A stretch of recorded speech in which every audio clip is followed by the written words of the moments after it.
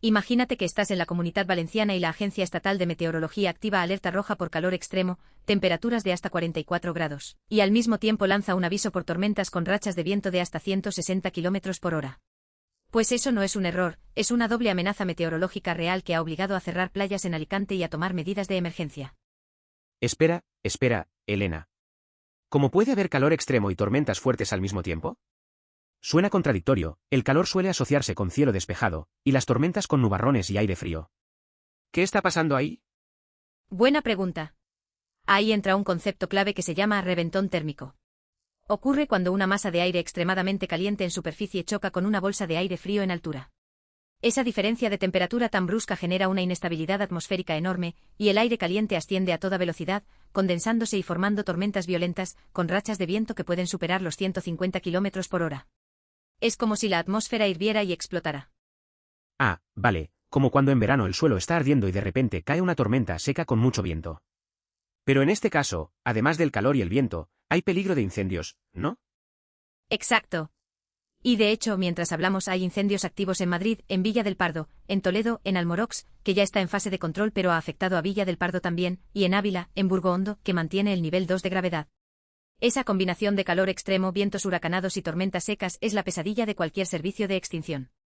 Las chispas de un rayo o la misma sequedad del ambiente convierten cualquier descuido en un fuego descontrolado.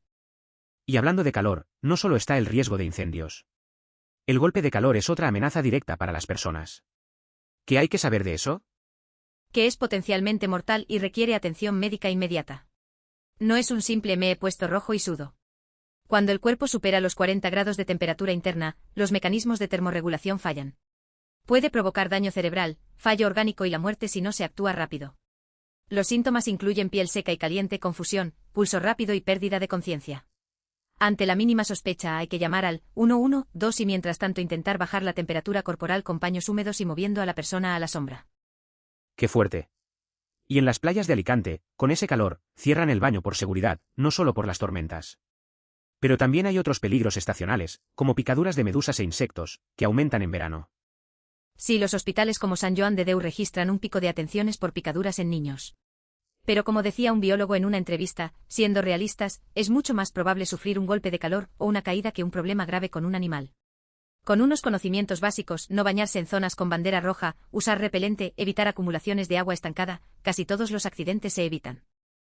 Entonces, resumiendo, tenemos una doble amenaza meteorológica, calor extremo y tormentas violentas, que provoca reventones térmicos, cierre de playas, incendios activos en varias provincias, y un riesgo real de golpe de calor para las personas. Y todo esto en un mismo día. Exacto.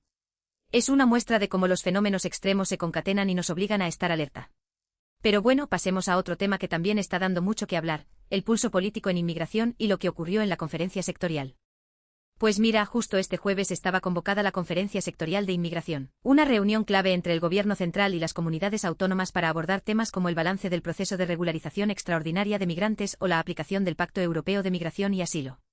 Pues se ha tenido que suspender porque no había quórum. ¿Sabes por qué? Porque las comunidades gobernadas por el Partido Popular hicieron un desplante y no se presentaron.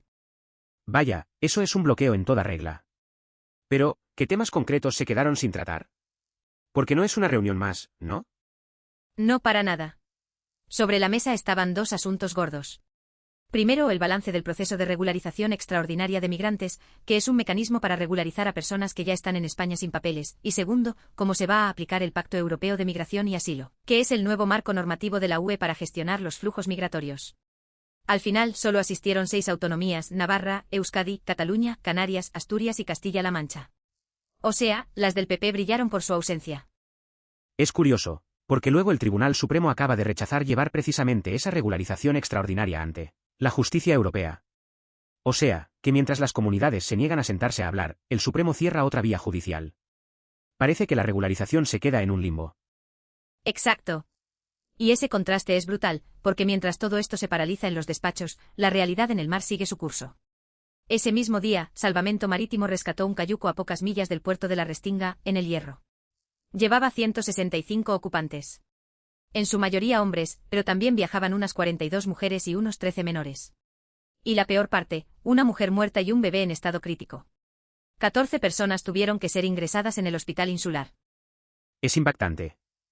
Por un lado, tienes a los políticos bloqueando una reunión para hablar de cómo gestionar la inmigración. Y por otro, tienes un cayuco llegando con una persona fallecida y un bebé al borde de la muerte.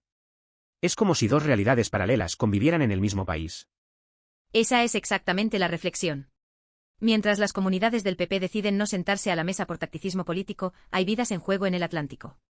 Y no es un caso aislado, la ruta canaria sigue siendo una de las más mortíferas del mundo. La emergencia humanitaria no entiende de quórums ni de desplantes. Entonces, resumiendo, la conferencia sectorial de inmigración se suspende por el boicot de las autonomías del PP, dejando sin tratar la regularización extraordinaria y el Pacto Europeo de Migración. El Supremo, por su parte, cierra la puerta a llevar el tema a Europa. Y mientras tanto, un cayuco con 165 personas llega a El Hierro con una mujer muerta y un bebé crítico. El contraste entre la parálisis política y la emergencia real es difícil de digerir. Claro. Y ese contraste no es nuevo, pero verlo tan concentrado en un solo día le da una dimensión muy concreta. Las instituciones se tensan, los intereses políticos chocan, y al final quienes pagan el precio son las personas que más necesitan una respuesta coordinada. Bueno, pasemos a otro frente abierto, el lío del Consejo General del Poder Judicial con el juez Peinado, que no tiene desperdicio. Pues pasemos al Consejo General del Poder Judicial, el CGPJ, que está viviendo un espectáculo bastante embarazoso con el juez Peinado. Llevamos un año con 5 quejas presentadas contra él, idas y venidas, una propuesta de archivo sobre la mesa y el órgano completamente dividido. Y mientras tanto, Peinado sigue instruyendo como si nada. Un año de quejas y sigue en su puesto. ¿Pero de qué se le acusa exactamente? Porque el nombre de Peinado ha salido mucho estos meses, pero necesito concretar los hechos. Vamos por partes. Lo más reciente, el juez Peinado ha dictado una providencia retrasando la entrega del pasaporte a Begoña Gómez, la mujer del presidente. Su abogado, José María de Pablo, sostiene que Peinado se está extralimitando en sus funciones, porque retener el pasaporte es competencia del letrado de Administración de Justicia, no del juez instructor. O sea, estaría invadiendo competencias de otro funcionario. O sea, no es que el juez no pueda decidir sobre el pasaporte, es que directamente no es su competencia. Estaría saltándose el reparto de funciones dentro del propio juzgado. Eso es grave. Exacto. Y además de eso, una de las quejas se originó porque Peinado atacó verbalmente a la policía durante el procedimiento. Hubo declaraciones que se consideraron inapropiadas, y de ahí surgió el primer expediente. Ahora, después de un año de deliberaciones, la comisión permanente del CGPJ está dividida, una parte propone archivar todas las quejas, otra quiere abrir expediente disciplinario. Y este lunes se reúnen para decidir. Y mientras tanto, el juez Peinado sigue instruyendo causas, entre ellas la que afecta a Begoña Gómez. O sea, el órgano de gobierno de los jueces no logra ponerse de acuerdo sobre si un juez se ha pasado de la raya, y ese juez sigue trabajando con normalidad. Es un poco esquizofrénico. Es la imagen de una institución que no encuentra el equilibrio entre proteger la independencia judicial y sancionar cuando un juez se sale del carril. Y en medio de todo esto, aparece otro caso que politiza aún más el ambiente, el del expresidente Zapatero y el rescate de Plus Ultra. Ah, sí. Zapatero ha negado cualquier tipo de influencia en el rescate de la aerolínea. Dijo literalmente, no hablé con nadie, ni de la SEPI ni del gobierno. El PSOE y el gobierno mantienen que hay que respetar su presunción de inocencia. Pero la oposición lo está usando como ariete. Claro. Feijóo sostiene que Zapatero sigue las instrucciones de Pedro Sánchez y que el caso se ha utilizado para distraer a la opinión pública. Y luego tienes a Isabel Díaz Ayuso que suelta que a un socialista no se le puede juzgar. O sea, el mensaje es que la justicia sería parcial cuando afecta a los suyos. Y todo esto coincide en el tiempo con el lío del CGPJ y el juez Peinado. Es difícil no ver una conexión, por un lado, el órgano de gobierno de los jueces dividido sobre si sancionar a un juez, por otro, los partidos usando los casos judiciales como munición política. La justicia acaba siendo el campo de batalla. Exactamente. La coincidencia temporal no es casual. Estamos viendo cómo las instituciones, el CGPJ, el Tribunal Supremo, los juzgados, se convierten en un ring político. Y al final, lo que se pierde es la confianza en que la justicia sea imparcial. Cada parte acusa a la otra de instrumentalizar los tribunales. Entonces, resumiendo, tenemos a un juez, Peinado, que acumula quejas por extralimitarse y atacar a la policía. El CGPJ no logra decidir si le abre expediente. Y mientras tanto los partidos se enzarzan con el caso Zapatero y Plus Ultra. La justicia y la política, más enredadas que nunca. Esa es la foto. Y la sensación es que cada nuevo caso se lee en clave partidista, no jurídica. Pero bueno, dejemos los juzgados un momento y saltemos al otro lado del charco, porque hay movimientos geopolíticos que también merecen atención. Y pasamos a otro frente caliente, esta vez en el Congreso. El gobierno ha atado los apoyos de sus socios habituales para sacar adelante el decreto anticrisis, pero no sin tensiones internas. Lo más destacado, el pacto PSOE-Sumar incluye una prórroga de los alquileres hasta julio de 2028.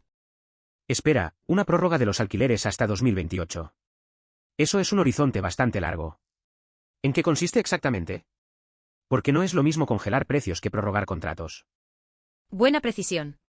Se trata de prorrogar la limitación extraordinaria de las subidas de alquileres, la que se venía aplicando desde la guerra de Ucrania. La idea es que los contratos existentes no puedan subir por encima de un tope, y eso se extiende ahora hasta julio de 2028. Además, el decreto incluye rebajas fiscales en los carburantes y ayudas directas al campo y a los transportistas. Vale, ahí veo la contradicción que señalaba Podemos. Por un lado, dices que se mantienen ayudas sociales y topes a los alquileres, pero por otro lado, las rebajas fiscales a los carburantes benefician directamente a empresas energéticas como Repsol, que están disparando beneficios. ¿Cómo se sostiene eso políticamente? Ahí has dado en el clavo. La tensión es constante, el gobierno necesita contentar a sus socios de izquierda, que piden medidas sociales y fiscales progresivas, pero al mismo tiempo tiene que mantener la estabilidad económica y no ahogar a sectores como el transporte o la agricultura, que dependen del gasóleo. Las rebajas fiscales en carburantes son un parche que beneficia a todos, incluidas las grandes petroleras, porque es más fácil de aplicar que un sistema de ayudas selectivas. Podemos criticaba exactamente eso, que mientras Repsol anuncia beneficios récord, el Estado deje de ingresar impuestos sobre los carburantes. O sea, el gobierno hace equilibrios, por un lado, cede a Sumar con la prórroga de alquileres, que es una medida social clara, por otro, mantiene las rebajas fiscales para no perder el apoyo de los sectores productivos y de sus socios más moderados. Y Podemos se queda fuera del acuerdo, criticando. Exacto. Y la cosa no quedó ahí. El gobierno consiguió atar los votos de sus socios para aprobar el decreto, pero sufrió una derrota prevista en los objetivos de estabilidad. Eso es el primer paso para los presupuestos generales del Estado. Si no logras que se aprueben los objetivos de déficit y deuda, luego no puedes presentar unos presupuestos coherentes. Es una señal de lo complicado que es gobernar en minoría. Claro, porque los presupuestos son la ley más importante del año. Y si ya pierdes la votación sobre el techo de gasto, el camino se vuelve cuesta arriba. El gobierno logra sacar el decreto anticrisis, pero pierde la primera batalla de los presupuestos. Es como ganar una batalla pero perder la guerra. Exactamente. Es el retrato de un ejecutivo que sobrevive votación a votación, negociando con cada socio, sabiendo que en cualquier momento se le puede torcer el brazo. La prórroga de alquileres hasta 2028 es una victoria para Sumar, las rebajas fiscales una concesión a los sectores productivos y la derrota en estabilidad una advertencia de lo que viene. Gobernar en minoría es eso, un equilibrio constante. Saltamos al mapa global, que también hay movimientos. Estados Unidos acaba de sellar un acuerdo de cooperación nuclear pacífica con Arabia Saudí. Y ojo al contexto, lo firma mientras está librando una guerra con Irán precisamente para impedir que Teherán enriquezca uranio en su propio territorio. Un momento, que la contradicción es enorme. Estados Unidos bombardea a Irán para que no tenga capacidad nuclear, pero al mismo tiempo firma un acuerdo nuclear con Arabia Saudí, que ha manifestado abiertamente su deseo de obtener un arma nuclear.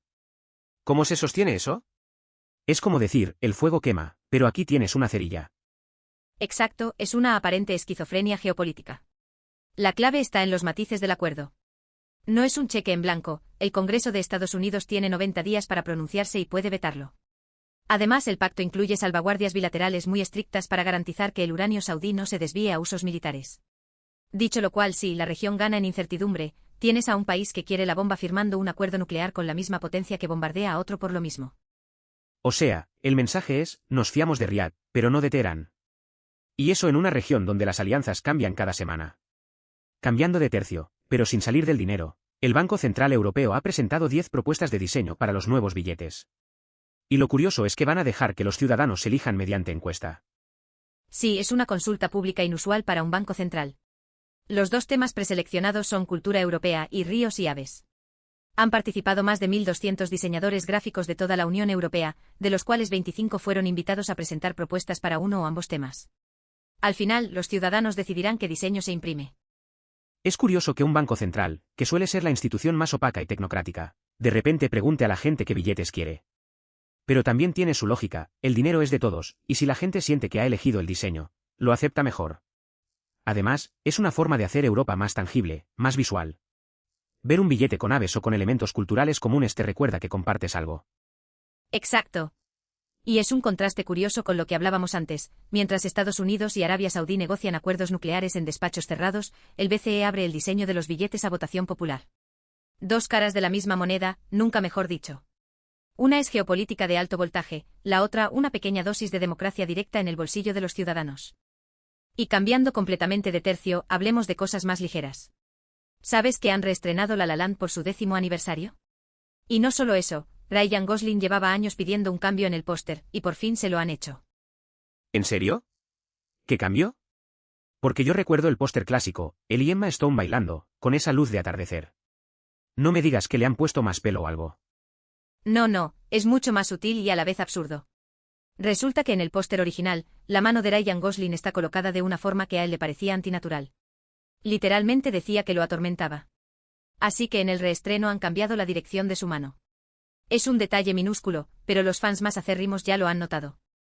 Es alucinante que un actor lleve 10 años obsesionado con la posición de su mano en un cartel. Pero bueno, los artistas son así. Y hablando de cine, ¿has visto lo del Festival de Venecia? Hay una coproducción española que va a competir por el León de Oro. Sí, Búnker, dirigida por Florian Zeller. Y el gran reclamo es que vuelve a juntar a Javier Bardem y Penélope Cruz. Es la 8ª vez que trabajan juntos, y la primera desde Todos lo saben. La película es una coproducción entre Francia y España, y pinta bastante bien. Bardem y Penélope Cruz juntos otra vez, eso siempre es un imán de taquilla. Y hablando de cine con mayúsculas, ¿qué me dices de la Odisea de Christopher Nolan? Porque sé que ha usado la cueva de Néstor como set de rodaje. Sí, Nolan siempre buscando localizaciones con peso histórico. La cueva de Néstor es un lugar con mucha historia, y él lo ha aprovechado para darle autenticidad a su adaptación. Ya hay análisis circulando sobre lo que la película cambia, inventa y omite respecto al poema original, que para los puristas es todo un debate. Y encima, Nolan se ha metido en una polémica con Elon Musk y la fachosfera, como la llaman algunos. Por lo visto, Musk y sus seguidores han estado atacando la película y al director. No sé muy bien por qué, pero parece que cualquier cosa que hace Nolan ahora genera trincheras ideológicas. Exacto. Hay un análisis que se titula algo así como Las mentiras de Elon Musk y la fachosfera contra la Odisea y Christopher Nolan. La cultura pop también se ha vuelto un campo de batalla. Pero bueno, dejando las polémicas a un lado, lo interesante es que el cine sigue generando conversación, ya sea por un póster mal dibujado o por una adaptación de Homero. Y mientras tanto, Ryan Gosling sigue mirando su mano en el póster y por fin puede dormir tranquilo. La cultura, en todas sus formas, nunca deja de sorprendernos. Ahora te propongo un contraste curioso, 2 historias que miran en direcciones opuestas. La primera nos lleva al Imperio Romano, siglo III.